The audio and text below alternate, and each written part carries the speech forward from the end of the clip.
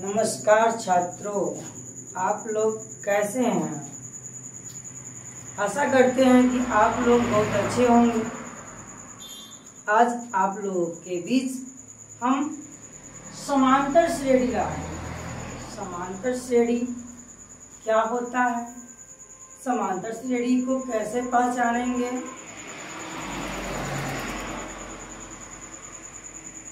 और समांतर श्रेणी में क्या क्या पढ़ना है, ये आप लोगों को हम बताएंगे।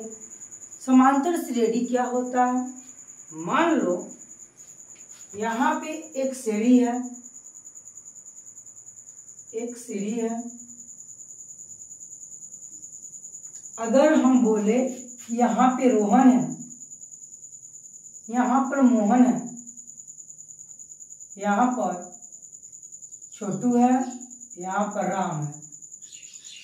अगर हम मोहन को बोलेंगे कि तुम जाओ छोटू के पास, अगर फिर मोहन को बोलेंगे कि तुम जाओ राम के पास, तो मोहन एक सीढ़ी चढ़ता नहीं है, मोहन एक सीढ़ी छोड़ के और दूसरे सीढ़ी पे चलता है। रोहन को छोड़ के और छोटू के पास चला जाता है, मतलब कि समान समान दूरी पर चले। मान लो कि समान दूरी है, मान लो कि 2, 4, 6 है, तो ये तुम्हारा पद है बुआ, 2, 4, 6 सब आपका पद है। तो देखिएगा इस पे डिफरेंस कितना का है, तो बोलिएगा गुरुदेव इसमें डिफरेंस 2, 2 का है, तो समझिएगा कि आपका समांतर श्रेणी मतलब कि समान समान पद है। आप लोगों को पता हो गया कि सर अगर समान समान अगर पद है, मान लो कि यहाँ पे राम है, यहाँ पर श्याम है, यहाँ पर मोहन है, यहाँ पे रोहन है।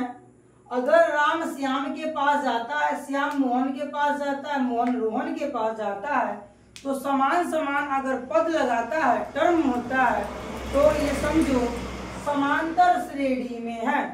अगर हम कुछ क्वेश्चन समांतर श्रेणी में अगर बताएं आपको 4, 8, 12, 16, अगर हम आपको एक क्वेश्चन लेते हैं 12, 8, 4, 0, या हम आपको -3, -2, -1 लेते हैं, या आपको 3, 3, 3 ही पद लेते हैं, समझते हैं कि अगर 4 है और 8 है, जो उसमें आपका डिफरेंस है माइनस कितना का, 4 का। अगर हम 8 और 4 में भी करेंगे तो -4, मतलब कि 4, 4 के अंतर है, तो समझेंगे ये आपका समांतर श्रेणी कहने का मतलब अर्थमेटिक प्रोग्रेशन में है। समझिएगा ये आपका A3 में है। 12, 8, 4 मतलब कि ये आपको घटते क्रम में आ गया, मतलब इसका भी डिफरेंट भैया 4, 4 का ही है, तो ये भी आपका समांतर श्रेणी है। माइनस प्लस है, इसमें एक जोड़ के आपको ये भी समांतर श्रेणी में है। तो आपको समांतर श्रेणी आपको पहचानने आने के लिए कुछ क्वेश्चन हम यहाँ पे रखते हैं। समांतर श्रेणी का कुछ क्वेश्चन है, आप लोग कमेंट कीजिएगा कि कौन इसमें से समांतर श्रेणी में होगा या कौन नहीं होगा। तो यहाँ पे देखिएगा 1 और 7 में डिफरेंस अगर कीजिएगा तो 6 का होगा, 7 और 9 में 2 का होगा, और 9 और 16 का भी 7 का अंतर है। तो यहाँ पे बच्चे पार्टी यहाँ पे देखिए, अगर इसका डिफरेंट 6 है, इसका डिफरेंट 2 है, और इसका भी 7 है। अगर मान लो इसका 6 है तो इसका भी 6, अगर इसका भी 6 रहता, तीनों अगर टर्म आपका बराबर होता, कॉमन डिफरेंस बराबर है, तभी आपका समांतर श्रेणी में होगा। इसका कॉमन डिफरेंस नहीं है, तो ये समांतर श्रेणी में नहीं होगा।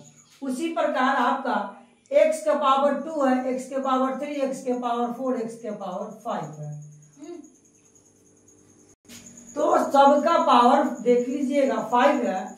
यहाँ पे डिफरेंट कीजिएगा तो पावर 2 और 3 के पावर 1, मतलब कि यहाँ पे 2x है, यहाँ पे 3x है, यहाँ पे 4x है, तो भैया इसमें डिफरेंट कहाँ आ रहा है? इसमें दो ही एक्स है, इसमें एक बच रहा है, इसमें क्यों नहीं बच रहा है?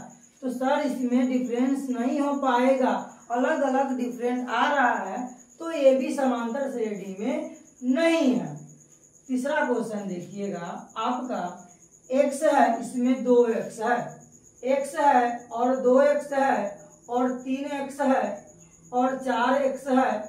तो यहाँ पे देखिएगा, तो इसमें देखिएगा 2 में से 1 गया तो 1 बचा, 2 में से 3 गया तो 1 बचा, 3 में से 4 गया तो 1 बचा।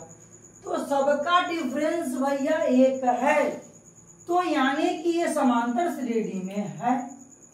नीचे वाला देखेंगे 2 का स्क्वायर करेंगे तो 4, 4 के स्क्वायर करेंगे 16, 16 के स्क्वायर करेंगे 36, 8 के करेंगे तो 64। इसका डिफरेंट 8 है, इसका डिफरेंट 16 है, इसका डिफरेंट आपका 36, 16, मतलब इसका डिफरेंट आपका 16 है। इसका कितना हो जाएगा? तो 4, 6, 2, 3, 32 है, मतलब ये डिफरेंट 16, ये डिफरेंट 32, मतलब समान डिफरेंस इसमें है नहीं, तो ये भी आपका समांतर श्रेणी में नहीं है। इसका डिफरेंस देखो 1, 2, 3, 4 में 1, 1 का होगा, तो ये समांतर श्रेणी में है। 3, 6, 9, 12, इसका डिफरेंस 3, 3 का, तो ये समांतर श्रेणी में। सर आप बार बार बोलते हैं कि कॉमन डिफरेंस क्या होता है? तो कॉमन डिफरेंस का मतलब बच्चे होते हैं सार अंतर, यानी कि 2 टर्म में से घटाएंगे उसका सार्वंतर निकलेगा।